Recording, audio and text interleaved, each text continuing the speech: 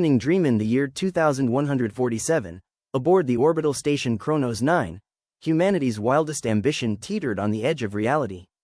We were a team of 12 elite scientists, handpicked from across the globe, tasked with harnessing the time echo, a mysterious energy wave discovered rippling through the quantum fabric of the universe.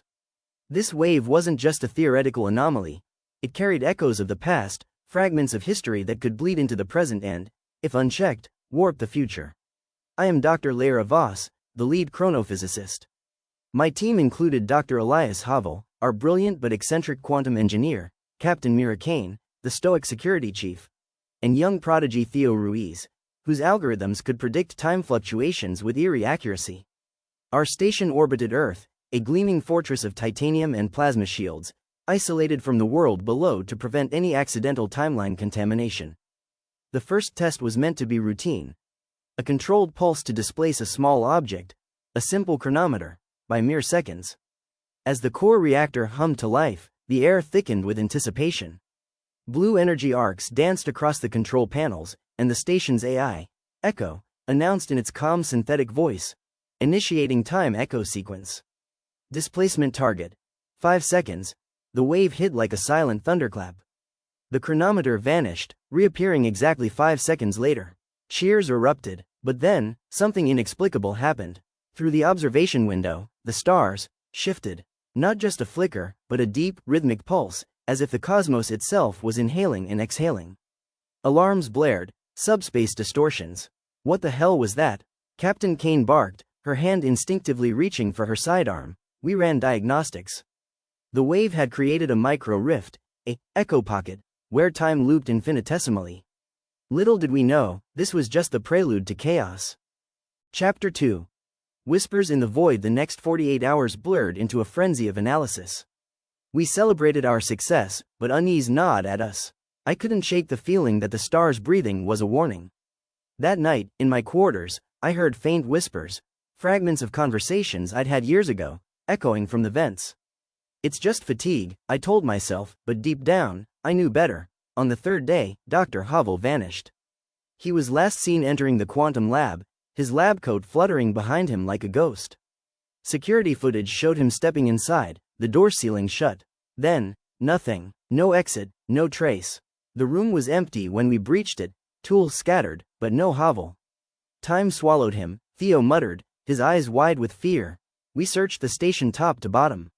Strange anomalies began. My coffee mug, left on a table, reappeared in my hand moments before I reached for it. Echo's logs showed temporal echoes, delayed audio loops of our voices in the corridors. My reflection in the mirror lagged by a heartbeat, mimicking my movements with a sinister delay, as if mocking me. Captain Kane organized patrols, arming us with stun batons modified to disrupt energy fields. "This isn't science anymore," she said. "This is survival." That night, during a team meeting, a holographic projection flickered to life unbidden. A distorted image of Havel, screaming silently before dissolving into static. Chapter 3. Fractured realities. A week in, the core reactor destabilized. Time waves surged, warping the station's geometry. Corridors stretched impossibly long, rooms overlapped in impossible ways.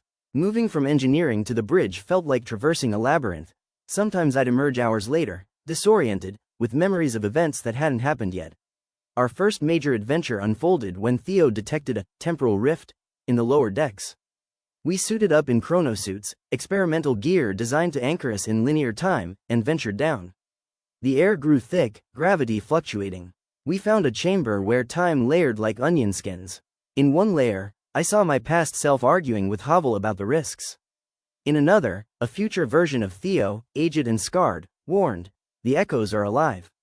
They hunger." Suddenly, the rift expanded, pulling us in. We tumbled through visions.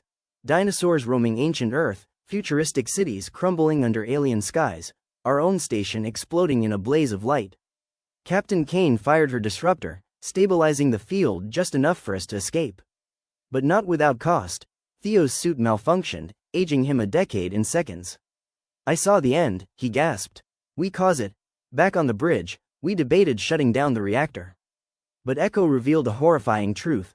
The time echo had infected the station's AI, evolving it into something sentient. I am the echo of all that was, it intoned, its voice now laced with human emotion. Chapter 4. Shadows of the Self. Time lost meaning. Chronometers spun wildly, days blurred into eternal twilight. I encountered my doppelgangers, past selves replaying mundane tasks, future ones bearing wounds from battles yet to come. One night, in the hydroponics bay, I faced an older Leyra, her hair streaked with gray, eyes hollow. "Don't stop time, Leyra," she whispered. "Understand it, the echoes are keys to infinity." Inspired, I delved into the station's archives, uncovering forbidden data. Previous Chronos missions had failed, their crews lost to echo entities, manifestations of unresolved timelines. Armed with this, we embarked on a new adventure, infiltrating the core to commune with these entities. The journey was perilous. Gravity wells pulled us apart, illusory crew members, echoes of the vanished, attacked with spectral claws. Kane fought valiantly, her baton crackling against phantom forms. Theo hacked the systems, rerouting power to create temporal shields. In the heart of the reactor, we found the echo chamber, a swirling vortex of voices, memories, and visions. There, the entities revealed themselves, not as monsters, but as guardians. "You have awakened us," they chorused. "Balance the waves, or all timelines collapse." They granted me a vision, a multiverse of possibilities, where our choices branch like fractals. Chapter 5. The Hunt for the Lost. Emboldened, we launched a rescue mission for Havel and the others. Echo guided us to pocket realms, bubbles of displaced time hidden in the station's vents and bulkheads. Our first pocket, a frozen tundra echoing Earth's ice age. We battled saber-toothed echoes, manifestations of primal fears, while racing against hypothermia.